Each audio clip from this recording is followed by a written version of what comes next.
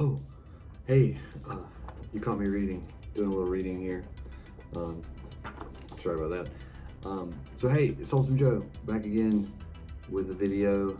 I've been meaning to make this video for a while. I've not had time to do it, and I was originally gonna do this all decked out like Eric Draven because I do an Eric Draven cosplay that I've actually met Ernie Hudson while wearing, which I will show you. But in this video, I gotta really prepare myself for this. We're gonna talk about why the 2024 The Crow reboot flopped. Because we all knew it was gonna happen, right? Let's talk about it. So, the first thing, just give a disclaimer here. And some of you are gonna be like, your opinion is completely invalid because of what I'm about to say. But I just need to go ahead and let you know out of the gate, I still have not seen the 2024 The Crow reboot.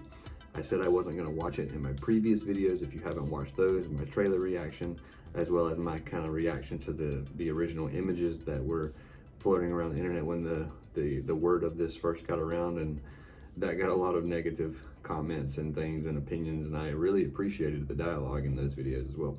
But I have not seen the reboot. I still have no intentions of watching it. The reason why, and I'll explain, because you're going to be like, well, why can you have an opinion about this if you're not going to watch the movie? Well, my opinion is not on the movie or the quality of the movie. This video is going to talk about why the movie flopped, and that is not an opinion. The movie did in fact flop, as most of us said it would, because of a bunch of variables and factors, which I'm going to talk about. But before you say, well, no, Joe, it didn't flop. It did really well on streaming. Did it though? So going back to the opening weekend, the movie had a production budget of $50 million, which is not huge in the grand scheme of things. There's movies that were made for a lot more. Ghostbusters Frozen Empire had a bigger budget than that. Of course, that's a really effects-heavy movie, so that kind of makes sense. But the movie had a $50 million budget. Opening weekend, I believe, it made only $9 million. And as of the time of this video, the worldwide box office, and I'm taking this from a website that gives you these statistics, so please go back and look and see, make sure that I'm giving you the right information. I think that I am, but this movie didn't make a lot of money, is what I'm saying. The worldwide box office for The Crow 2024 is what I'm calling it, or the Bill Skarsgård Crow, or the Crow reboot, as it were. The worldwide box office was only $15,952,484,000, which is not even remotely close to what the budget was. So, in filmmaking terms, in industry speak, the movie flopped because the movie cost an exponential amount more to make than it made in profit. Now, you could go and say that, you know, the investors in the movie probably still made their money back and all of that good stuff. We're not going to get into that. For all intents and purposes, the movie did not do well. It completely flopped. Probably one of the worst movie openings of the year. Maybe, what was the other one? Mad Max or something. What was it? There was another movie that did worse. I can't remember right now if there was another movie that did worse. If you know what movie did worse than The Crow this year, please let me know in the comments. But anyway, let's get into why the movie flopped. So essentially, if you go back and watch my other videos, which I will leave links to those in the description, you can watch those.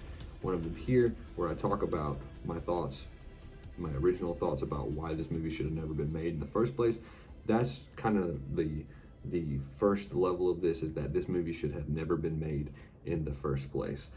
Nobody asked for this. We've been saying it from way back in the day when it was supposed to be Jason Momoa was going to play Eric Draven.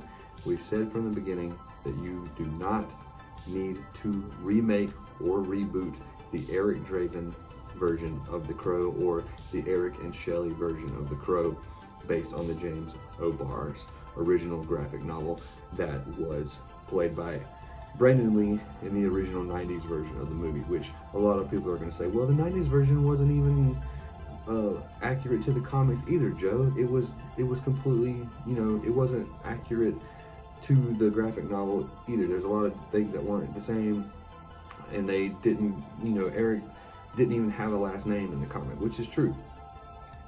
I've read the comic. I've read a lot of comics, Crow comics. I have a bunch of them. But the point is, when you're talking about movies from the 90s that were, especially when they have things like the tragic death of Brandon Lee surrounding them, and just kind of all of the history, the cult following it has, the fact that the original Crow, even though it wasn't totally accurate to the comics, it is kind of a snapshot from that time period. So if you're going to say, okay, what is a movie that kind of just represents the aesthetic of the 90s sort of goth movement, The Crow is probably going to be the top movie that you recommend, or at least in the top 5. So because of that, and there's a lot of other movies that are like this, that I think just need to be left alone. You don't need to remake them. You don't need to redo them. Now, that's not the entire reason why the movie flopped. There's a lot of reasons. I don't think the casting was particularly responsible for it, because Bill Skarsgård is a really good actor, and I was actually kind of excited when they announced that he was going to play Eric Draven until I heard more about the plot. So I wasn't always completely, no thank you, even though I kind of was. But the more and more I heard about it, the more and more I was like, this is going to be terrible. And every single Reddit post I've read, every single Facebook post I've read, every single YouTube comment, YouTube video, there's a few people, yeah, of course, because there's always exceptions, that were excited for this. But the vast majority of people from day one said, this movie is going to do terrible. Please do not make this. And instead of listening to us, like they never do, they made it anyway. And what happened? It flopped, just like we all said it would.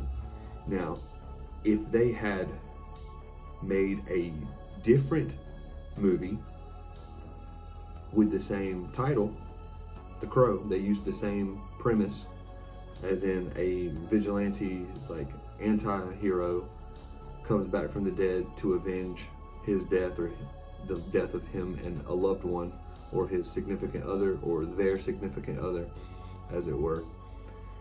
That could have worked, because we are like eager for another Crow movie, a well-done Crow movie, because let's be honest, the sequels to the original Crow haven't been particularly good either. But at least those weren't trying to necessarily remake the original. You can argue the second one is really, really close to the original, even though I really kind of still liked the second one, because it still had the same sort of aesthetic that you think of when you think of The Crow. But in all reality, in all honesty, all they had to do was write, or even use, there's so many good Crow stories that already exist. I literally have a whole stack of them right here. Any of these would have made a fantastic Crow movie without remaking the original. None of these feature Eric and Shelley. All of these are different characters that have the same general storyline of the Crow brings them back from the dead, and then they get revenge and all that good stuff. That's just the basic premise of The Crow. So you could have made a movie, called it The Crow, had characters that were named something else, and had an entirely different story. They could have used probably even the same story they went with, because the story is not close enough to the story in the comics to actually be accurate enough to call that The Crow. Even though I haven't seen it, I have read enough about it to know what the premise is and what the characters are, and and they do some neat things within that. But it would have been so much better had they just called it The Crow something else and not named the characters Eric and Shelley. It would have been really as simple as that. And I know what you're thinking. It's like, that sounds stupid, Joe. Like, that's just a superficial change. Why would that change the whole outlook, or why would that change the whole trajectory of the movie? Because people are tied to those characters. They have personal investment in those characters. They grew up with those characters. Those characters have special meaning to them because it's part of their childhood, it's part of their teenage years, and those are just things you don't mess with. And every time, we say this over and over, every time filmmakers try to do that, it always fails. I don't know why they don't listen to us, and I don't understand why they continue to keep doing this, even though we say we don't want it. The outcome is the same every time, and this is another, again, the result of that, of not listening to the fans, telling you what we do and do not want, is why your movie only made $15 million, when it could have made a lot more than that if you had just listened to the fans who were telling you exactly what you need to do to make a successful Crow movie. Because even though the sequels aren't particularly good, and I don't think that's a good example of saying, okay, well, they should have made a sequel. I don't necessarily think they should have made a sequel, because The Crow works as a standalone. You can have a movie called The Crow that has the basic premise of The Crow, that has completely unique characters, a completely unique storyline, and then you can turn around and make another movie called The Crow that has a completely different storyline. Maybe this one's set in,